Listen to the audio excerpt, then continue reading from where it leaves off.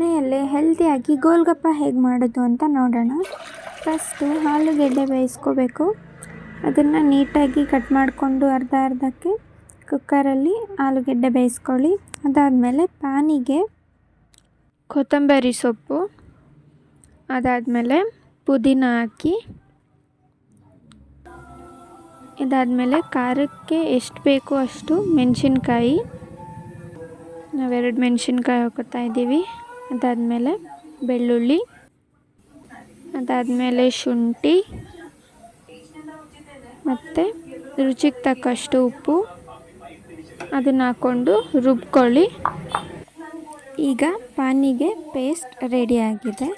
ಇವಾಗ ಒಂದು ಚಿಕ್ಕ ತಪ್ಪಲೆಯಲ್ಲಿ ನೀರು ತಗೊಂಡು ನಿಮಗೆ ಎಷ್ಟು ಪಾನಿ ಬೇಕೋ ಅಷ್ಟು ನೀರು ತಗೊಂಡು ಆ ಪೇಸ್ಟನ್ನ ನೀರೊಳಗೆ ಹಾಕಿ ನೀಟಾಗಿ ಕಲಸಿ.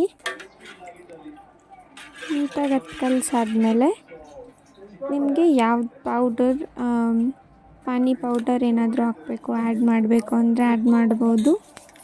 ಮತ್ತು ನಾನು ಗರಂ ಮಸಾಲ ಪೌಡರ್, ಚಾಟ್ ಮಸಾಲ ಪೌಡರ್ನೂ ಆ್ಯಡ್ ಮಾಡ್ತೀನಿ. ಮತ್ತು ಹುಣಸೆ ರಸ ಯೂಸ್ ಮಾಡ್ತೀನಿ. ತುಂಬ ಟೇಸ್ಟಿಯಾಗಿರುತ್ತೆ ಅದನ್ನು.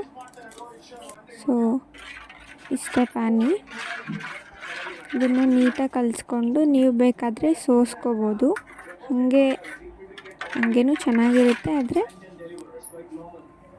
ನೀವು ಸೋಸ್ಕೋಬೋದು. ಮತ್ತು ನಿಮ್ಮ ಟೇಸ್ಟ್ ತಕ್ಕನಂಗೆ ಉಪ್ಪು ಹಾಕ್ಕೊಳ್ಳಿ.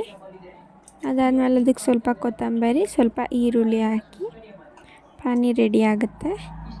ಇವಾಗ ಆಲೂ ಸ್ಟಫ್ ಮಾಡೋಕ್ಕೆ ಈರುಳ್ಳಿನ ಹಚ್ಕೊಳ್ಳಿ. ನೀಟಾಗಿ ಚಿಕ್ಕದಾಗಿ ಹಚ್ಕೊಂಡು ಆಲೂಗೆಡ್ಡೆನ ಬಾಯ್ಲ್ ಮಾಡಿ ತಗೊಂಡು ನೀಟಾಗಿ ಸ್ಮ್ಯಾಶ್ ಮಾಡಿ ಅದಕ್ಕೆ ಉಪ್ಪು, chat masala, garam masala, chilli powder ಇದನ್ನೆಲ್ಲ ಹಾಕ್ಬಿಟ್ಟು ನೀಟಾಗಿ ಕಲಿಸ್ಕೊಳ್ಳಿ.